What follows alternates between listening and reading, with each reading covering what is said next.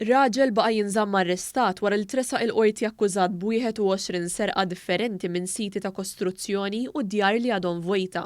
Il-Pulizija rnexxielha tasal għar-raġel ta' 49 sena tard il-Ħadd filgħaxija wara investigazzjoni bejn il-Pulizija tal-Iskwadra tar-Reati Maġġuri u uffiċjali mid-Distrett ta' Tas-Sliema. Huwa ġie arrestat fir-residenza tiegħu f'Biżebbuġa hekk kif il-Pulizija ċċirkondawh. Fil-fatt, mill-investigazzjonijiet li saru, irriżulta li sa minn Novembru li għadda, ir-raġel allegatament seraq numru ta' appliances ġodda, għodda u oġġetti oħra ta' djar. Wara li saret tfittxija fil-garaxx tiegħu instabu ħafna mill-oġġetti li ġew irrappurtati nieqsa li l-valur tagħhom jammonta lil fuq minn 70,000 euro.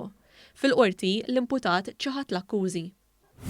Melvin De Bono ta' 29 sena minn raħal ġdid ingħata l-ħilsien mill-arrest fuq depożitu ta' 10,000 euro u garanzija personali ta' 25,000 euro. De Bono kien wieħed miż-żewġ tirġiel li kienu arrestati fir-rejd li kienu wettqu l-Pulizija, fejn allegatament kienu nstabu sustanzi sospettati kokaina u ħaxixa u madwar 800,000 euro f'deb, ġojjelli, karozzi lussużi u anki flus kontanti. Brabta ma' dan il-każ hemm persuna oħra, Dean Martin, li għadu arrestat.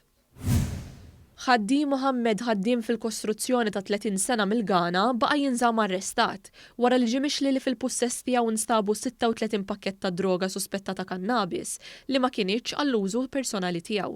Il-Pulizija qalet li fuq l-akkużat instabu 280 euro fi flus kontanti u karta tal-5 lire Maltin. It-talba l-ħelsien mill-arrest ġiet miċħuda hekk kif l-akkużat m'għandux indirizz fiss fejn joqgħod.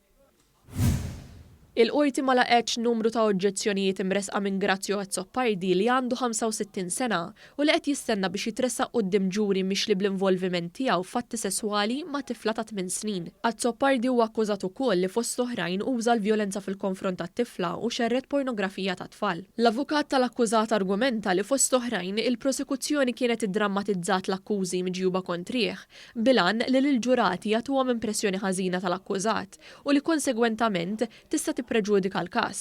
Azzoppardi allega li l-istqarrija tiegħu ittieħdet b'mod irregolari u fi ksur tad drittijiet tiegħu, iżda l-imħallef qal li ma hemm l-ebda raġuni biex l-istqarrija tingħata l-ġenb.